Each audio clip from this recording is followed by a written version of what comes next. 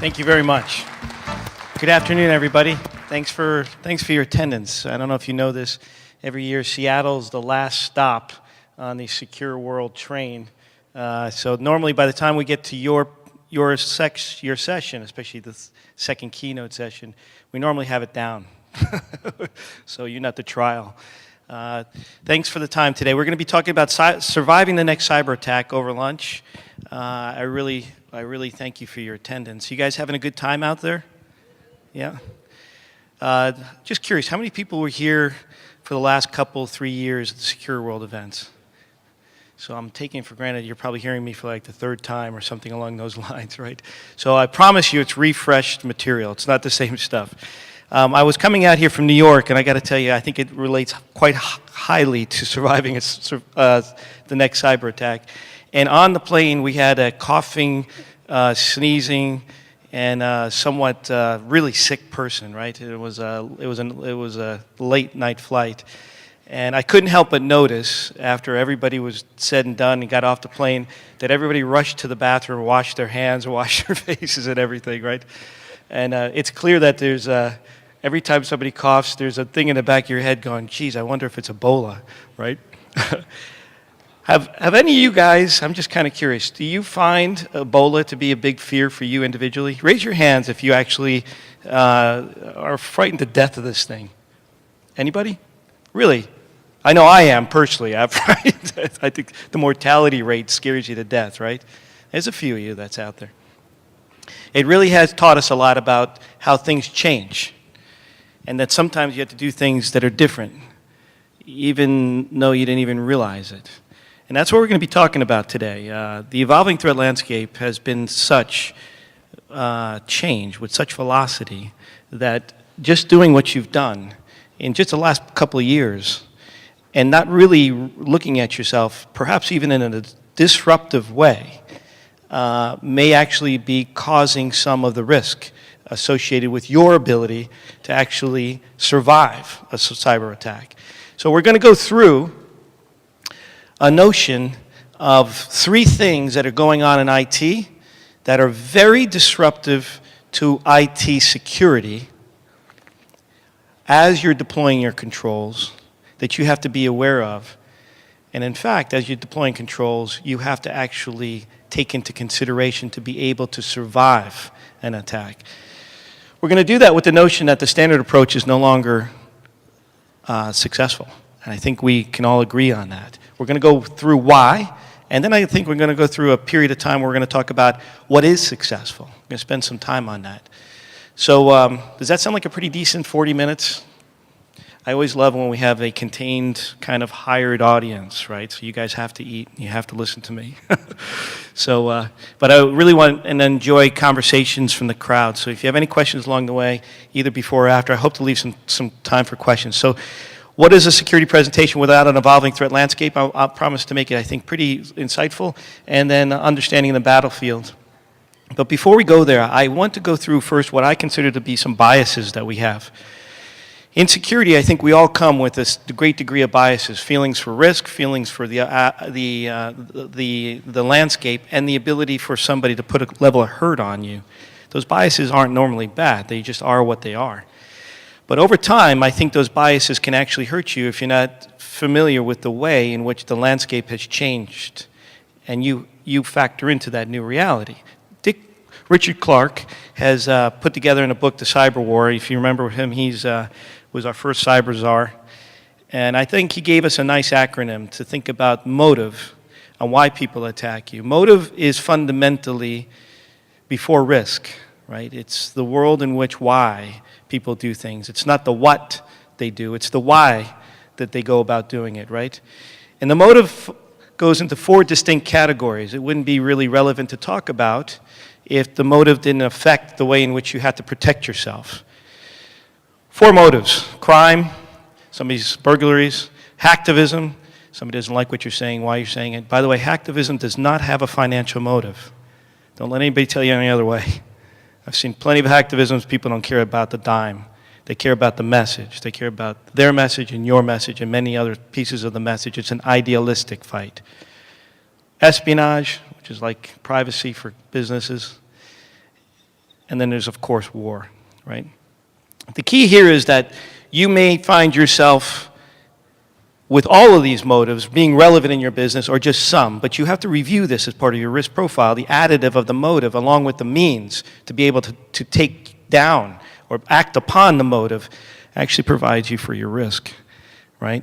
And what kind of security presentation would be without the Holy Trinity, right? The Father, the Son, the Holy Ghost, the CIA. We really understand more than ever today the idea that availability and how it works with confidentiality and how integrity is really factoring. These most recent SSL vulnerabilities, the bash vulnerability, the poodle vulnerability, right? They're all integrity-based problems. So here's the promise. There's 3 IT trends that are highly disruptive, both now and very much so in the near future, that are going to run against your efforts in security. And they're mega trends. They're trends from which you probably cannot affect whether or not they're going to be there or not. They are what they are, and you're going to have to factor into it. My personal opinion is stop fighting them if you're fighting them, and join them and figure out how to do it well. The first trend is cloud. We'll spend some time on that. Not a lot. But cloud, the great cloud migration is underway, right? It's accelerating. Last year in San Jose, in the San Francisco Silicon Valley, 92% of all businesses that were started with 0 enterprise IT. Right? When they get money, people don't expect them to have line items for hardware. It's a cloud strategy. Huge companies today do their entire outfits, technology companies, totally outsourced to cloud. I'm not talking about colo or hosting, I'm talking about cloud. Right? Does anybody know some of these companies? Netflix. Think about Netflix for a second, right? What a complicated business to actually have a total cloud strategy. People tolerate packet loss on VoIP. They don't tolerate not getting a video stream constantly to your computer, right? The second is the Internet of Things. This is huge, and if you're not following it, I really encourage you to do so. If you were at Black Hat this year, you felt like you got enough of it. Everybody was talking about it. They hacked into Teslas. They hacked into Tesla, hacking a Tesla. You know, they had a cat that ran around with a collar that hacked into neighborhoods, right? It was the Internet of Things. The key here is that we have an assumption that there's somebody at the end of a problem that we have, that somebody's doing something to us. What happens when there's not somebody, but it's something? What happens when grandma, and we'll talk more about this, thermostat is attacking you, and grandma doesn't know it, and grandma doesn't care about it? We'll talk more about that. It's a very big trend. It's also a trend that changes a lot of the assumptions the way we're doing security today. These things will open up whole new categories of attack and attack profiles, whole new challenges on forensics, policy enforcement, the way in which we actually do centralized control and management. The last thing is the virtualization of the network function features. If you're not following this, this is also frequently called SDN, although there's really 2 different categories of NFV and there's SDN. This is so big as an idea and is also so big right now in implementation. Google worldwide runs nothing but SDN, right? They do not have a line item, if you believe them, for purchasing standard routing gear from standard routing vendors, right? They do not buy gear, if you believe them, from Cisco or Juniper or any others. They have defined their networks through software using bare metal hardware, right? If you're not familiar with these concepts, they trash our assumptions on routing, which trash our assumptions on inspection, which trash our assumptions on protection. Moreover, most of these technologies are not very secure in and of themselves, right? Why would that be any different? So let's talk about some of these changes. In the old days, we had a shop.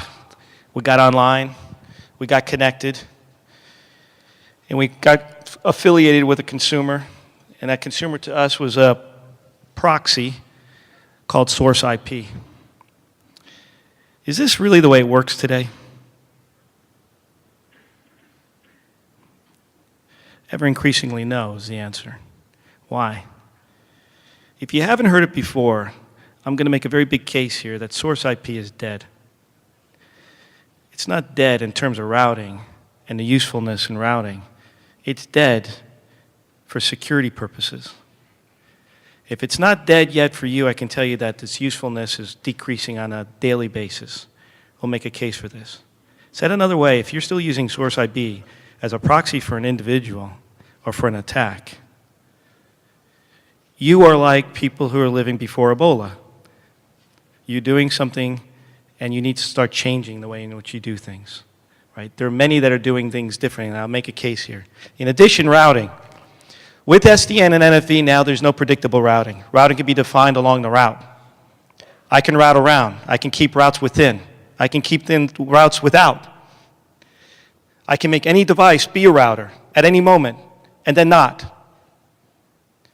By the way, that's all embedded in most of your routing devices today. If you have a controller, an SDN controller, most of the vendors have deployed embedded controllers in all your environments. Those controllers can be enabled. Those enablements can actually start defining software-defined routes, right? Do you know that? Do you know if there's open flow in your environment routed? Are you monitoring or measuring that? Would a bad guy use that? Enterprises. We'll talk in depth about this. But if you're like most, not only you no longer have enterprise IT wholly in one environment or a few environments, this is not what it looks like at all, right? You may not have any enterprise IT. So, in the past, we used to have a security architecture where most of it was around these assumptions of predictable routing, around these assumptions that we know that there's a human, and it's defined by a source IP, and that we're going to use that human and figure out if that human's legitimate or illegitimate. And then we're going to take action on it. Essentially, the detection and the mitigation was highly confined with the idea of predictable routing and centralized control. I'm going to do an inspection. I'm going to evaluate it. I'm going to inspect it along the way in a kill chain analysis.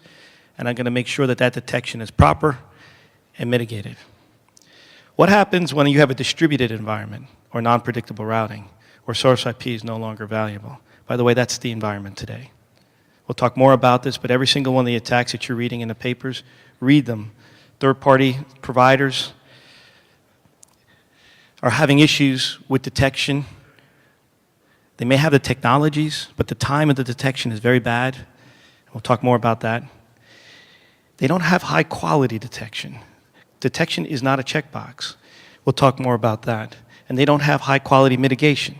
The mitigation tools that are left to them provide for either leakage or over-scrub, is what the term is being called. So this is the issue today on an attack. I'm going to walk you through this slide because I think this slide is fairly powerful. What the slide tells you is that on the top, that attacks happen and they can actually be successful in seconds, minutes, hours, days, weeks, or months. And on the bottom it says we can actually find out that attacks happened, and it could take seconds, weeks, days, months. And what this chart's telling you is that when you have a successful attack, when an attack is actually successful, it will be successful 85% of the time within minutes. In other words, the velocity of the attack happens so that the compromise does not take a lot of time.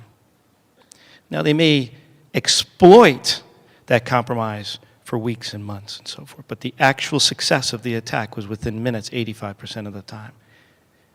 It takes you all, myself included, months or weeks, 85% of the time, to be able to figure out what happened. That delta represents compromise. That delta also represents time, right? How many of you are figuring out in there and really spending a lot of time figuring out how quickly you can detect, how quickly you can mitigate? Do you know?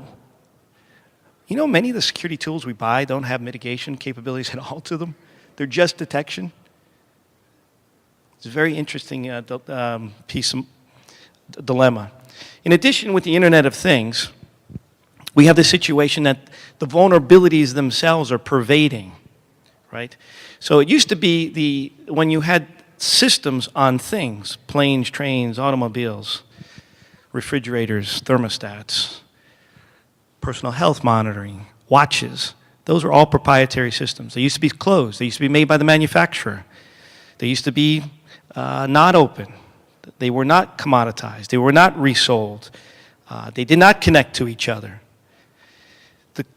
Today, even planes, and I know you guys are in Seattle here and you know this, have commercial off-the-shelf OEM operating systems. The same ones we more or less know and love to be true. I don't have to tell you guys, you're in the area here that you know that this is part and parcel of the way in which the world works, that it's becoming open and standard, that it's becoming distributed and connected, right? All of that accrues the vulnerabilities that we've known and loved. Now, we haven't even gotten our hands around the mobility problem, or the BYOD, BYOM, the MDM, and now we're in the world of things, right? I wouldn't be talking about this if this wasn't real. I'm going to show you here in a second how real it is and how it's becoming so real. But these things represent the armies of the attacks of the future, right? There's really only 3 ways to conduct an attack when you boil it down. One is as an intrusion event or a one-on-one situation. The second is to use some sort of malicious software variant, a worm, a virus, something like that, right? Or the third is you have a command and control system that amplifies your attack, something we call a bot. The wonderful thing about a bot is that you can actually wrap up all the other 2 into a bot. Bots are even more wonderful when they're anonymized. This environment provides for a nice reception, a nice home to obfuscate a nice attack. And it's happening. It's happening in many different levels. First is your problem used to be that you were trying to establish legitimacy between a user and an illegitimate user. Now, and by the way, bots used to be easy to be able to determine that. Now we have this situation where there's 7 billion people, roughly half of those are on the internet. On the internet, if you see here by 2020, if you believe IDC, there'll be over, if you believe these numbers, 212 billion things, right? So said another way, your traffic monitoring and your ability to actually evaluate good and bad is going to have an added complexity to it that you're going to be evaluating good bots and bad bots and good people and bad people. And are your systems prepared for that? Because that's exactly what's happening today. So is it a serious threat?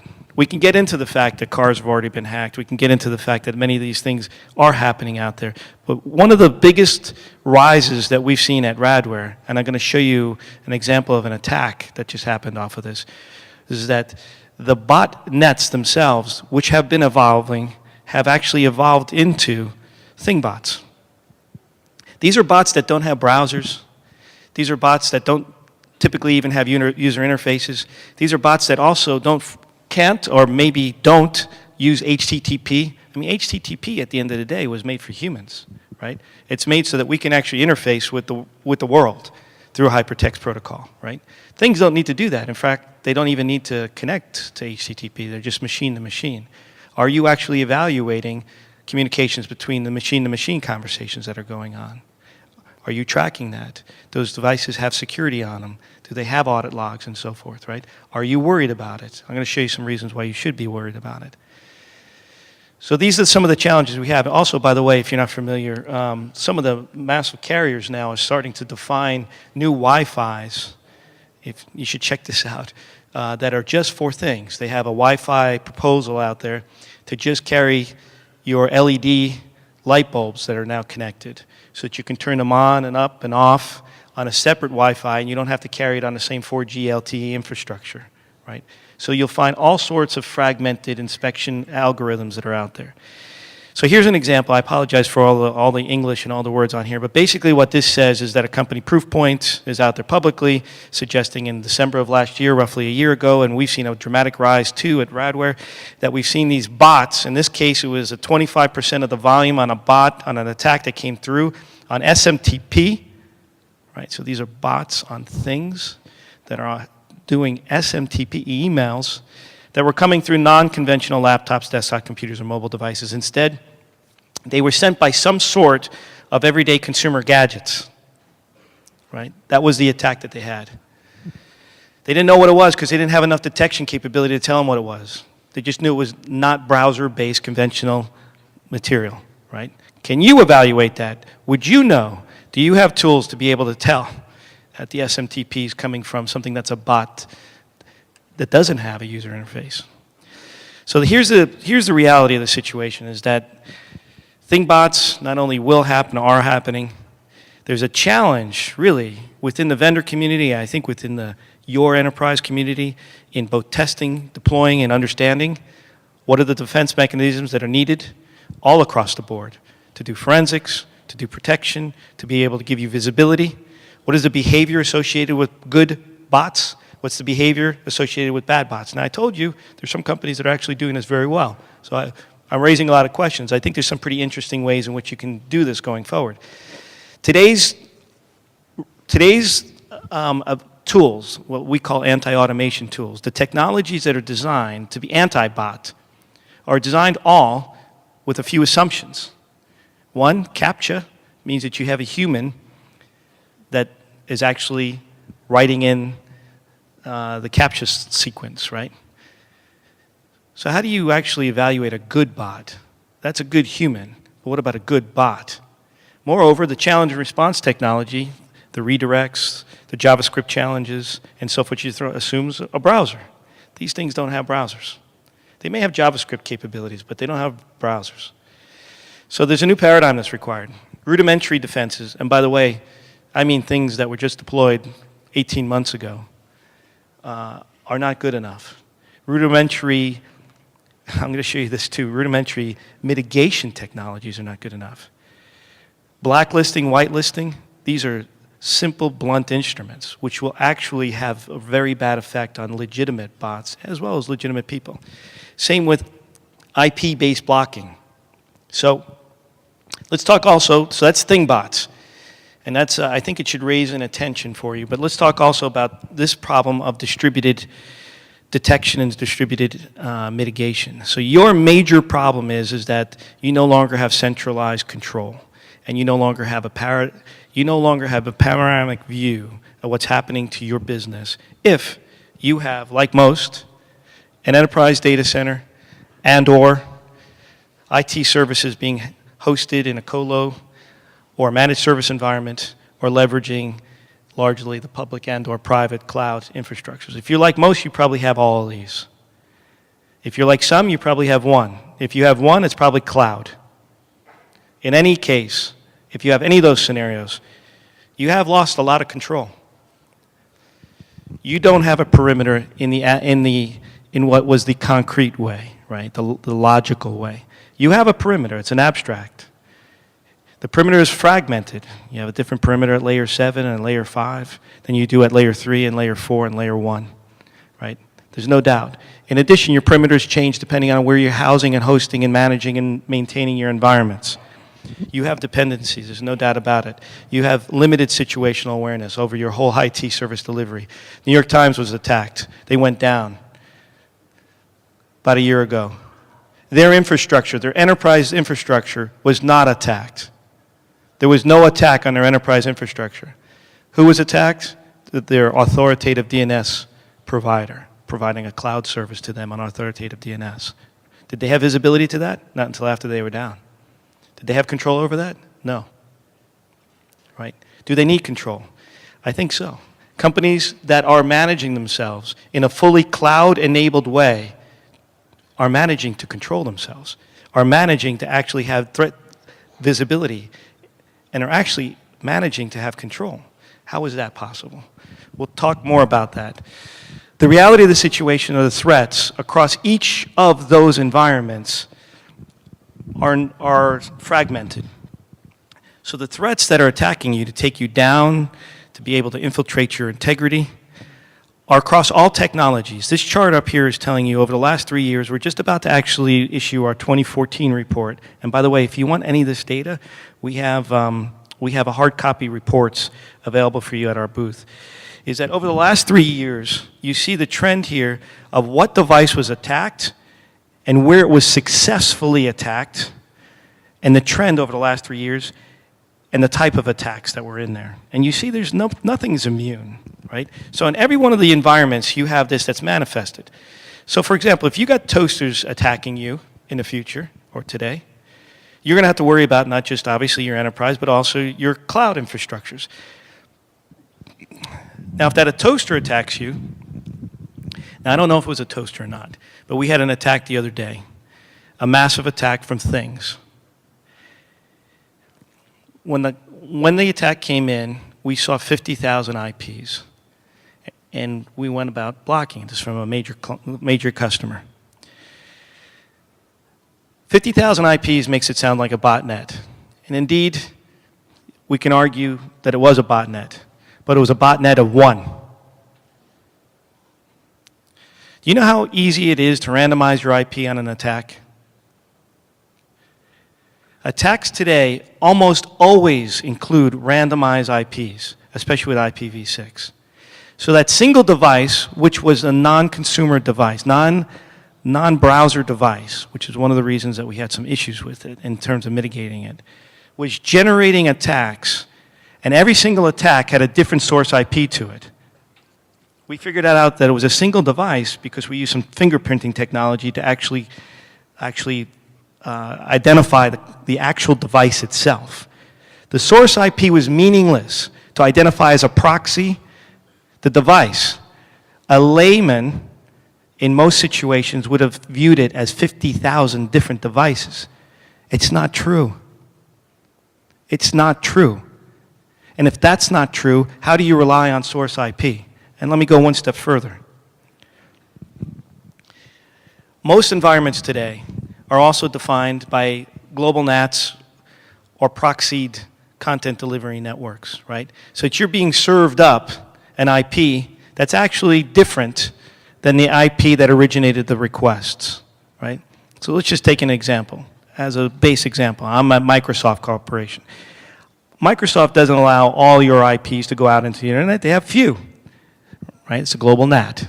So if somebody from inside Microsoft attacks somebody else, and that person finds that that IP is offending, do they block the Microsoft IP? Is that the way to go about it?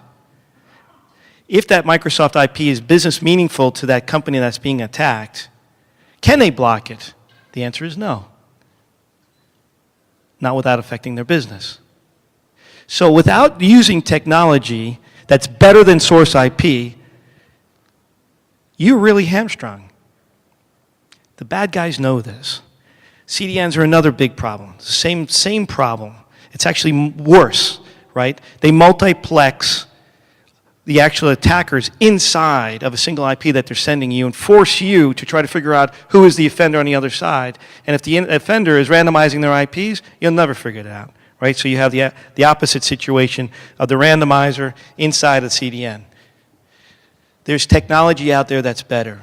And by the way, I think that this is really where you have to go. I'm not saying this for a Radworth thing. This is really, you have to get better to know what actually is the device. You're going to need that for many different reasons. You're going to need to know good versus bad. If you saw a 3-year trend, which is in our report too, you'll find that the application layer is exploding. Why? I think it's because we're doing some decent work at being able to deal with network level problems. But when you look at this chart, 1 out of every 10 attacks is email, right? 1 out of every 5 is DNS. Roughly 5% is VoIP, and that's increasing dramatically too. VoIP has very big issues from a protection perspective. The sophistication is increasing. This is an algorithm that we actually tag and metadata all attacks based upon three dimensions: the dimension of the attack complexity itself, the number of vectors that are actually used in an attack, and then the third is the actual amount of time that the attack took. And what we find is at the end of the day, in this new landscape, this new threat battlefield, is that 50% of all web attacks, the HTTP attacks, are encrypted. And 15% are noticing that they're actually targeting specific applications like login pages or something along these lines. Last year, 1 out of every 5 attacks was DNS. That's just the way the landscape looks today. Multi-vectors are being used. Why? I think more and more people are starting to test their environments with multi-vectors, but traditionally the testing and the evaluations that people have been using have been based upon regulatory reasons. Regulatory reasons are not focused on cyber attacks, they're focused on data leakage. There's, it's a bona fide concern. I don't mean to misplace it. And that can be part of a cyber attack, there's no doubt. But there's nobody out there demanding that you actually test your environments with 5 or 6 different attack types that are on the wire at the same time. And as such, you're looking at SQL injections, you're looking at intrusion events, you're looking at brute force attacks, you're looking at directory traversals and so forth individually and seeing how the tool reacts. Have you done these attacks at 6 or 7, or as last year suggests, 7 is the normal average?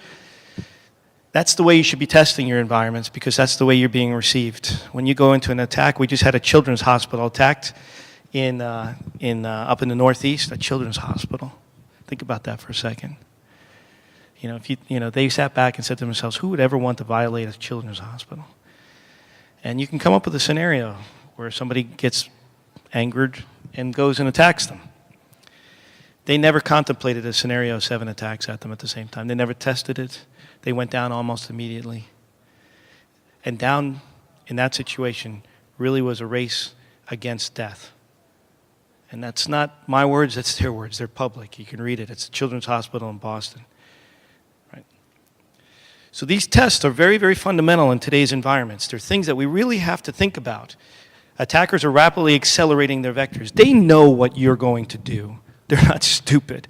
So when they hit you and you actually deploy a mitigation technique, they move quickly on to the next thing. They're looking for end-to-end weak points. Can you, in an agile way, monitor what they're doing and react to what they're doing? Can you? I don't know. The jury's still out on many organizations, but there are some that are actually figuring it out in a distributed way. Netflix is not a customer of Radware, but I wanted to use them because I think it's a great example of what's going on. If you're not actually following some of these security departments that are not traditionally going down, these are our unsung heroes. 17 of 20 banks went down last year during Operation Ababil. 3 did not. Do you know who they are? Do you know what they were doing differently? We get this feeling in our head that everybody, it's like fait accompli, that everybody's going to go through this, that everybody went through this, that this is normal. It's not for everybody. Here's an example. Netflix decided that they were going to outsource everything in the cloud. And they were going to maintain and manage a number of different cloud providers. And they were going to maintain and manage them themselves. You would think then they wouldn't have an IT staff. They wouldn't have an IT security staff. They would just leave it to all the legalese and the contracts and then go bang on the desks when something went wrong, right? That's not the way they're going to run their business. If they're down, if there's a disruption, there's no business. They need a security department. So how do they do it? They do it in what they call a simian army. Is anybody familiar with this? Anybody? I think this is brilliant. And by the way, this is where we're going. This is the way it works. This is how it gets effective. This is what we call agile, right? The simian army is this idea of monkeys. Monkeys is the idea of good bots. They call them monkeys. I call them good bots. It doesn't really make a difference what you call them. They're automated programs that have command and control infrastructure. The programs are designed to bang on the cloud harder, operationally and security-wise, than anybody else can do it out there in the world. They essentially became an operationally deployed security testing and penetration team that doesn't do just security vulnerabilities, but also operational effectiveness and acceleration of the application. They monitor and manage every day while they send these monkeys out into their environment to figure out whether or not their business is operating or not. And if it's not, move it. Move it, move it, move it. Right? So how does this work? I got a few minutes. I'll show you how this works. Think of the future not in terms of devices that are centralized controlled. Think of the future, if you will, now, that is agile, that is defined by you, not defined by necessarily a vendor, that is controlled by you, abstractly, but not in your environment. Throughout your IT service delivery infrastructure for sure, but not necessarily in your environment. You take back the control of your IT service delivery, although the services are run wherever, right? So how does that work? All right, let's think about toasters attacking us. Maybe a toaster's attacking us on a web application or some sort of application. You have your bot and your enterprise, traditional enterprise that detects it. It sends it just like any other bot to a command and control infrastructure. You need to be aware. You need to have panoramic visibility to what is going on. In addition, that cyber control panel needs to query all of its other armies to see if it's actually happening anywhere else. More importantly, if something happens in the cloud or in a hosted data center, the reverse is true, right? This is really distributed detection and really distributed mitigation. Now, unfortunately, you can't have one super bot, and it's just the way it works in today's world, but you can have a bunch of bots that are focused. Here's an example of a DDoS bot, and you can picture the same algorithm in the cloud and so forth. Now, the key with bots, especially if you can't have a super bot, is that they need to talk to each other. So in this scenario would be something where you have an attack where the one bot realizes that the best way to actually deal with this is to talk to another bot. In addition, bots need to talk to other bots that are either inside the environment or outside the environment. Your cloud needs to work in your favor, and sometimes that's even a separate cloud. A big industry that's being born is sort of extra cloud, is that people are no longer relying on the capabilities that the cloud provider give you, which has been a control element for them.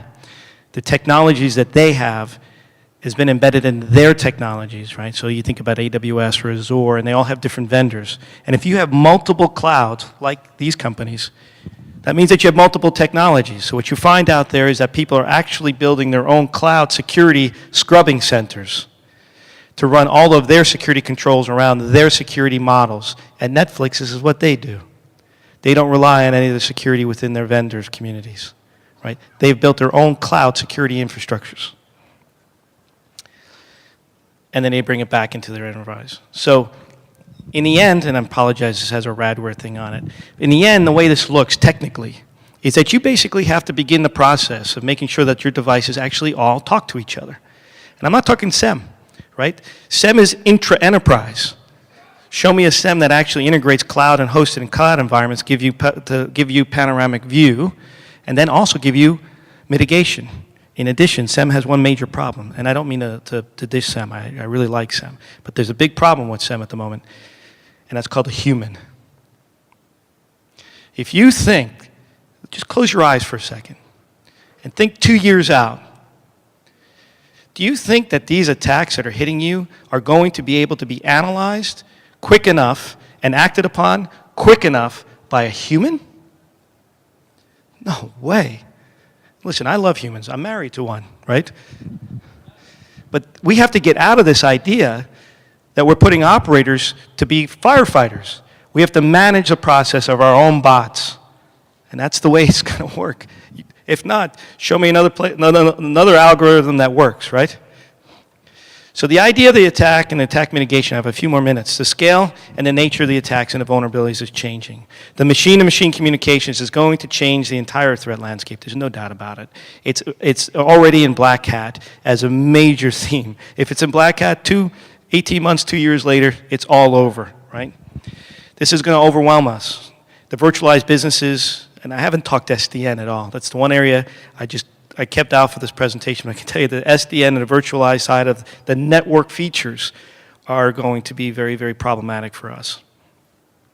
So basically the key here is go ahead and press the panic button, right?